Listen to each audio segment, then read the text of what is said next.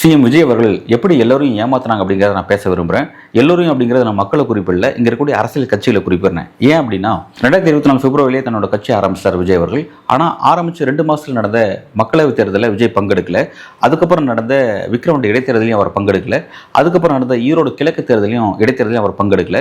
So எந்த தேர்தலையும் அவர் பங்கெடுக்காமல் டைரெக்டாக 2026 சட்டசபை தேர்தல் மட்டும் பங்கெடுத்தார்.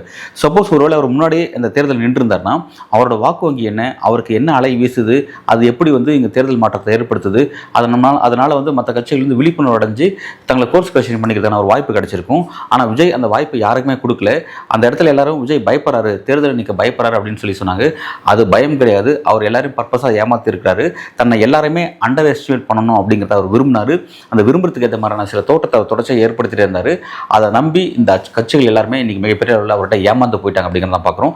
எந்த கட்சிகளாலையும் எந்த சஃபாலஜிஸ்டாலையும் விஜயனுடைய இந்த தேர்தல் முடிவை யாராலையும் கணிக்கவே முடியல. அதுக்கு காரணம் விஜய் அவர்கள் பர்பஸாக எல்லார்ட்டையும் நான் பயந்த மாதிரி இருக்கேன் அப்படின்ற மாதிரியான ஒரு அண்டர் எஸ்டிமேட் தோற்றத்தை எல்லாருக்கும் ஏற்படுத்தினார். நம்ம தோல்வி எங்கே அடையணும் அப்படின்னா எதிரியை குறைச்சி மதிப்பிட தான் தோல்வி அடையணும் அப்படிங்கிற மாதிரி விஜய் குறைச்சி மதிப்பிட்டதுனால தான் இந்த அத்தனை கட்சிகளுக்கும் மிகப்பெரிய தோல்வி ஏற்பட்டிருக்கு. இதை இனிமேல் வரும் நாட்களில் யாரும் கோர்ஸ் கரெக்ஷன் பண்ணிப்பாங்க அப்படிங்கிறத நான் எதிர்பார்க்குறேன்.